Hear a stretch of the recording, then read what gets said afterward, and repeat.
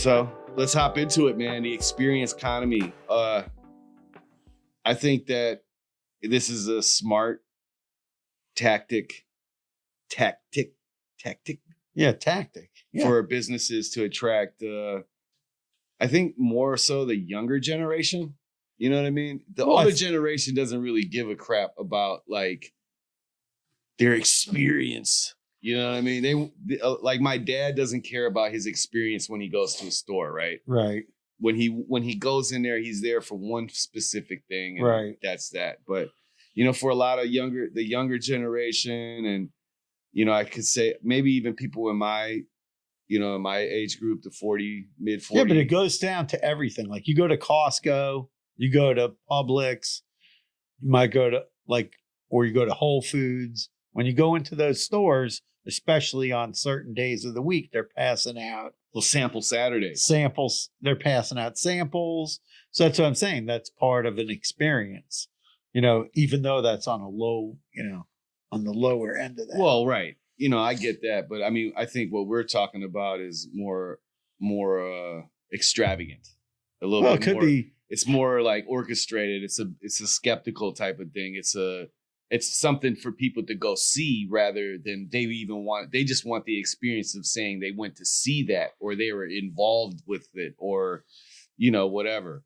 Well, it's like we talked about in the other podcast about marketing techniques that businesses use. And we talked about Starbucks and how they give you an experience when you go into Starbucks. And you write your name on the cup. Write your name on the cup, and they try to give it a neighborhood feel inside with the furniture. So, you know, what our businesses selling an experience when they come in, plus products and services. So, you know, like if you go into a clothing store, right? Mm-hmm.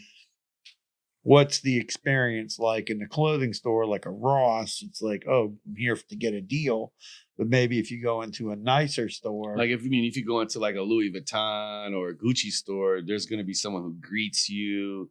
If you spend a certain amount of money, they're going to bring out champagne. Maybe, I guess. No, that's what happens. Right. So and the same thing. Or do they have nice seating? Of course, when you're going to sit down, and couches in the store. This is the perfect time to plug my homies. Unfinished Legacy. Check them out.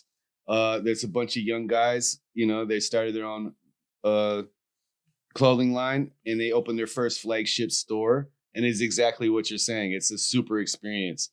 The ambiance, they got, you know, cool jazz playing when you walk in. It smells really nice.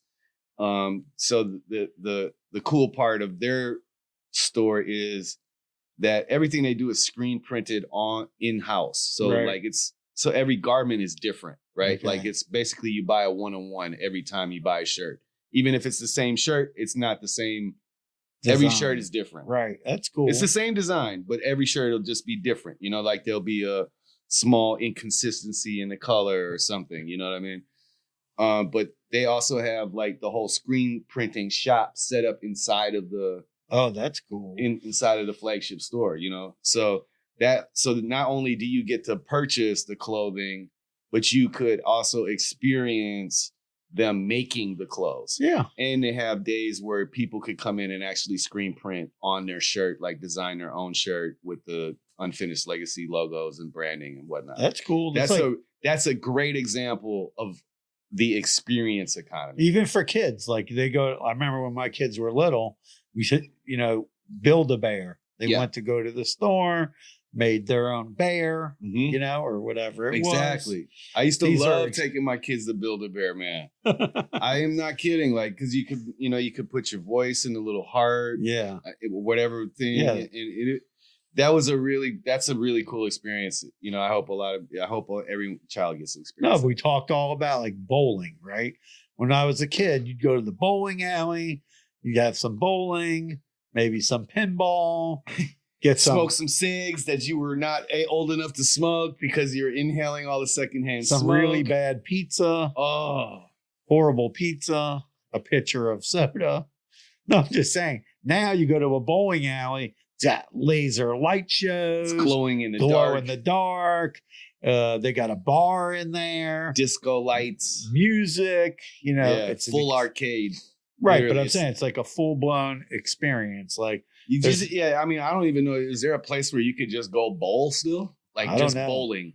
no, lots of like I That drove. stuff's gone, right? Yeah, I drove past like one of the like old time bowling alleys. Now it's called Bolero. Yeah, With- that's the one. Like everything is cool. It's all state of the art. Yeah, and I think people want to do things like that. Like you brought off like indoor The Miniature golf. Miniature golf, yeah. with glow in the dark balls, and That was actually kind of fun. Like I didn't think I was like, all right, we're gonna pay this extra money to do this because it's inside. Right. And then I was like, oh wow, well, it is a lot cooler temperature wise. And then, if it was a less busier day, I could see how I would have enjoyed it more, but I don't like being rushed. right. As my grandma would always say, I'm not Russian, so Right. don't rush me. I don't know where she got that from, but that stuck with me. I don't like being rushed into anything. And so like when there was a lot of people, we were kind of being pushed to go to the next hole, but the experience was still, all in all, I was like, all right, I could see how people would want to continue to do this. I mean, I remember when I was a kid and we would fly somewhere, my parents would we would get all dressed up, wear a jacket. On the plane? Yeah. We would get dressed up to go on the airplane. I took Like one it was flight an with my mom. experience to get on the plane. I mean, I'm old enough to remember like them serving like a full blown meal while you're on the plane. I don't remember. Yeah, they would come around and say, "Oh, what do you want?" I was like Now it's like first class 5 gets or that, 6, but 7, maybe. now plane is just they throw a bag of cookies at you, and If that. yeah, if you're lucky, Southwest gave me some Chex Mix type of party mix. That's what they call it, right? Yeah. Party mix with the crackers Yeah. and the pretzels. It wasn't bad. no, but I'm just saying, like things change. But my wife forgot to ask. I was asleep and she forgot to ask for my soda.